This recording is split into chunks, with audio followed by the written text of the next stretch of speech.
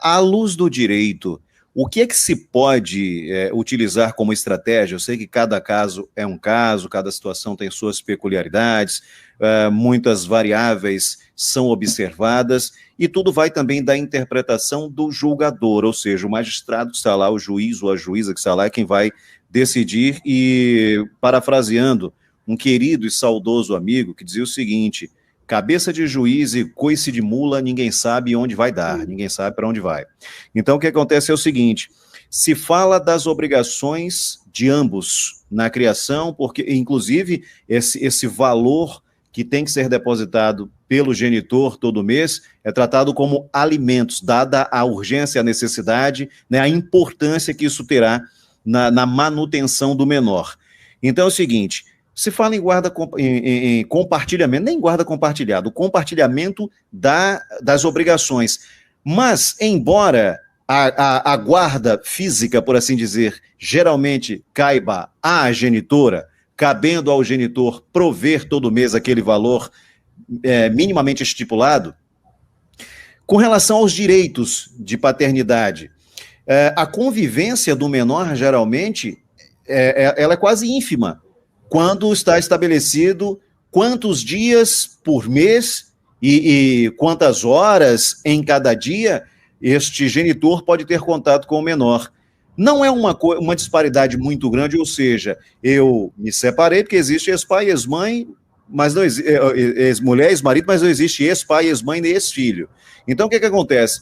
Eu não posso estar lá no dia que eu quiser, eu tenho que obedecer quando a justiça determinou, mas eu tenho a obrigação de pagar todo mês. Quer dizer, do ponto de vista afetivo, é um prejuízo que muitas vezes é incalculável. Então, à luz do direito, há como o advogado traçar uma estratégia para dizer: não, peraí, vamos aqui tentar equilibrar, porque o prejuízo é muito grande. Inclusive, doutora, me perdoe se eu estou sendo muito prolixo, é porque as dúvidas são muitas, o nosso tempo é curto, e o Evaldo vai ter muito mais questionamentos aí para a senhora. Mas, inclusive, a gente vê com uma certa frequência até casos onde o filho processa um pai pelo prejuízo afetivo. Então, muitas vezes não é levado em consideração que a justiça estabeleceu, só pode ser final de semana sim, final de semana não, 24 ou 48 horas. Para tentar dirimir isso ou mitigar esse prejuízo afetivo, o que é que a lei permite que um advogado possa usar como estratégia? Na realidade, assim, aquele cliente que vem até nós pós-separação ou no início de uma separação, ele vai ter muito mais êxito, Marcondes, nesse sentido, tá? Por quê? Porque a gente vai fazer um planejamento desde o início, tá? A gente vai começar a trabalhar de maneira extrajudicial, de maneira administrativa, fazendo com que o pai, na prática, consiga exercer a paternidade de maneira ampliativa. Quando você vai no judiciário, você já tem provas amplas para mostrar para eles que está dando certo aquele método. Então, ou seja, se já está dando na prática certo aquela forma de viver, tanto do pai como do filho, por que alterar? Né? Então, o judiciário vai pensar duas formas.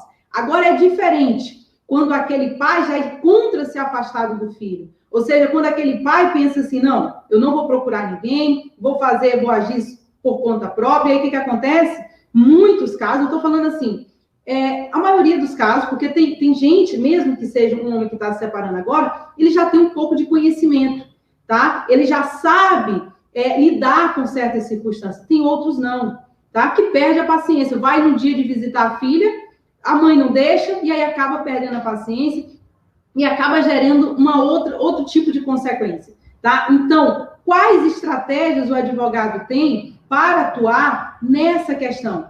Várias. Principalmente quando ainda não tem muitos problemas.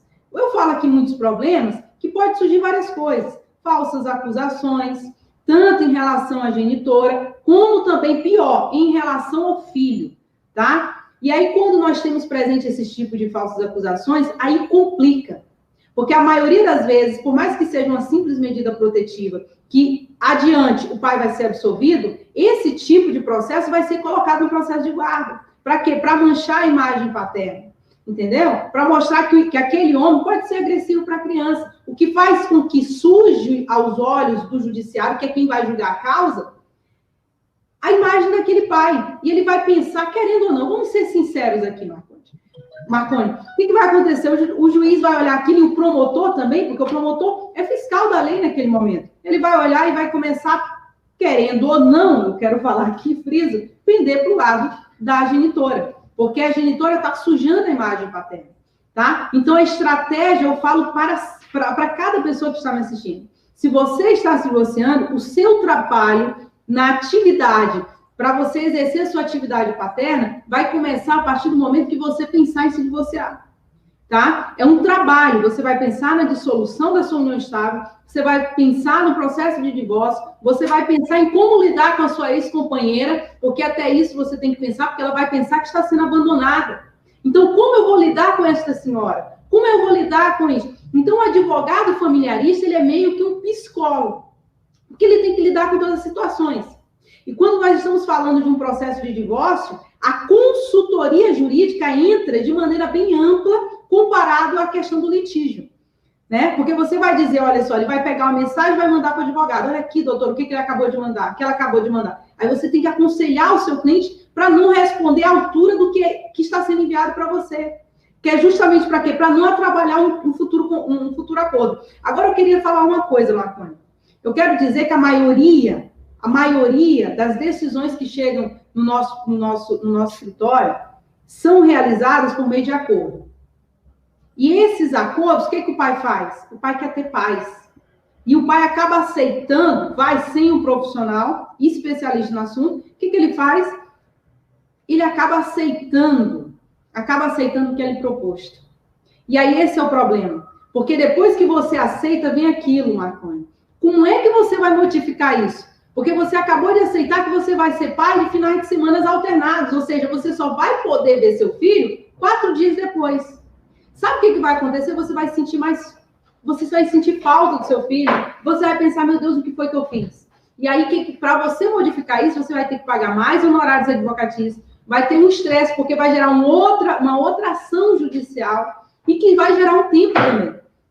Então, assim, o correto é o quê? Você fazer um trabalho preventivo. Pensou em se divorciar, você vai começar a fazer um planejamento, um projeto, junto com um profissional da área familiarista. Esse daqui é o correto.